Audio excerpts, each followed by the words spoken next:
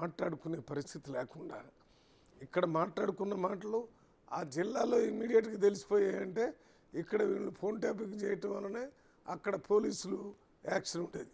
ఏం చేస్తారు మీరు అది ఏం చేశారు ఇది ఏం చేశారని మాట్లాడేవాడు. ఇంత ఘోరంగా ఫోన్ ట్యాపింగ్ చేశారు. అసలు చర్చ ఇవాళ ఫోన్ ట్యాపింగ్ మంచిదా కాదా అనేది కాదు. ఫోన్ ట్యాపింగ్ మీద జరుగుతున్నటువంటి ఎంక్వైరీలో కొన్ని పేర్లు వచ్చినాయి. వాళ్ళు బయటకు వచ్చి కొన్ని విషయాలు చెప్పారు. ఎవరు చేయమంటే చేశారనేవన్నీ అప్పులుగా వాళ్ళు చెప్పారు కాబట్టి కోర్టు ద్వారా బయటకు వచ్చినాయి. వాటి మీద చర్య తీసుకోవాల్సిన అవసరం ఉంది. పాత ఇంతకుముందు గవర్నమెంట్ ఉన్నటువంటి కేసీఆర్ కానీ బీఆర్ఎస్ కానీ వాళ్ళు ఒక డిక్టేటర్గా పనిచేసేటటువంటి వ్యక్తే వేరే వాళ్ళ దగ్గర నుంచి ఇన్ఫర్మేషన్ తీసుకొని నమ్మకం లేకుండా పరిపాలన కొనసాగించాలని ఆలోచన చేస్తారు. అందువల్లనే రాజయ్య మీద కానీ వాళ్ళ పార్టీలో ఉన్న ఇతర నాయకుల మీద కూడా జరిగింది.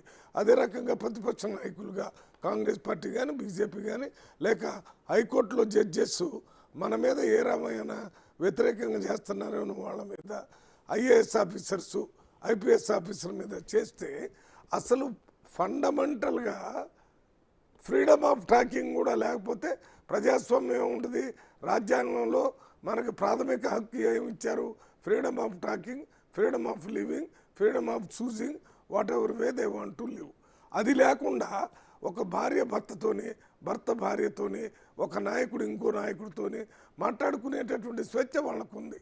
ఎవరైనా కాంగ్రెస్ పార్టీ అధ్యక్షుడు వైస్ ప్రెసిడెంట్తో జనరల్ సెక్రటరీతోని, బీజేపీ అధ్యక్షుడు vice president general secretary, BRS నాయకులు వాళ్ళ రకంగా ఏ ప్రభుత్వమైనా ఎవరైనా చేస్తున్నారు. చేయకుండా ఉన్నది ఎవరు అన్నట్టు వాళ్ళు చేసే వాటన్నిటిని మీరు తీసుకొని మీరు దానికి వ్యతిరేకంగా వాళ్ళని చేసే కార్యక్రమాలు ఇవి రాజకీయంగా కానీ అదర్వైజ్ కానీ మంచిది కాదు.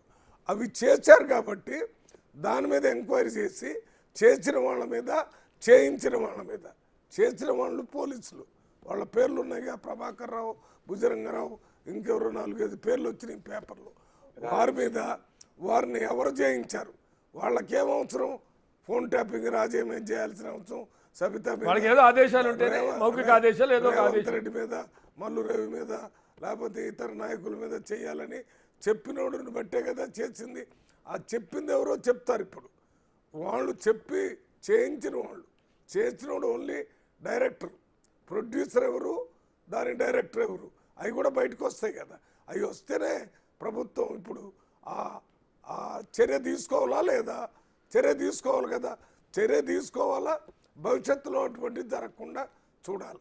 దాని మీద ఫోబియా ఉందా లేదా అనేది ఇప్పుడు అప్పుడు ఎప్పుడు ఉంది. ఎందుకనంటే దాని మీద పెద్ద ఎత్తున చర్చ జరుగుతుంది. కానీ ఇది ఇవాళ ఫోన్ ట్యాపింగ్ అనేది ఇవాళ ఏదో కేసీఆర్ గవర్నమెంట్లో జరిగిందే కాదు, చాలా ప్రభుత్వాల్లో జరిగింది, చాలా రాష్ట్రాల్లో జరిగింది, దేశంలో జరిగింది.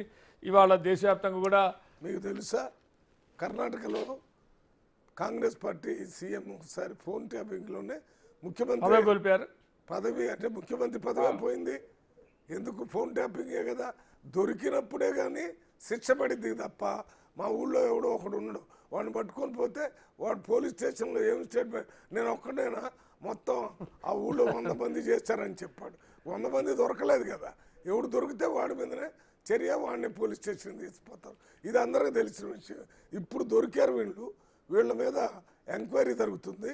ఆ మాటలు రికార్డ్ అవుతున్నాయి. అవన్నీ ప్రజల ముందుకు వస్తున్నాయి. దాన్ని ఎందుకు చేయించాడు, ఏమిటి, మీరు ఇంతకాలం ఈ బంగారు తెలంగాణ కాదు ఇది బందీ తెలంగాణ లాగా ఎందుకు చేశారు అనే దాని మీద నిర్ణయం తీసుకోవాల్సిన అవసరం వచ్చింది. తీసుకుంటారు కూడా. అది పూర్తి స్థాయిలో ఎంక్వైరీ అయిన తర్వాత అది అసలు సబ్జెక్టు. అది వదిలిపెట్టి అది ఇట్లుంది కాబట్టి అది చేయటానికి, ఇది రష్యాలో పుతిన్ చేస్తే పర్లేదు, ఆయన జీవితకాలం ప్రధానమంత్రితో మరి ప్రెసిడెంట్నో రాసుకోండు, ఇంకొక ఆయన చైనాలో రాసుకోవచ్చు. కానీ ఇండియాలో మనకు రాజ్యాంగం ఉంది. ఆ రాజ్యాంగంలో స్వేచ్ఛగా మాట్లాడుకునే హక్కు ఉంది. వీటి మీద ఎప్పుడు మాట్లాడకపోతే ఎట్లా? ఫోన్ ఇచ్చారు మాట్లాడొద్దంటే ఒక జనరల్ మేనేజర్ ఆ కంపెనీకి సంబంధించిన విషయాల కింద మాట్లాడతారు. అవి ఇంకో కంపెనీ వాళ్ళు తెలుసుకొని అదే చేస్తే మరి వాళ్ళకి వీళ్ళకి జరగాల్సినటువంటి అన్యాయం జరిగిపోతుంది కదా. ఒకసారి ప్రకాష్ రెడ్డి గారు, అంటే ఇక్కడ చర్చ అందరూ అంటే సరే అది మేము అది కోర్టులో తేలలేదు కదా అని అనొచ్చు. అంటే ఇజ్రాయెల్ టెక్నాలజీ గురించి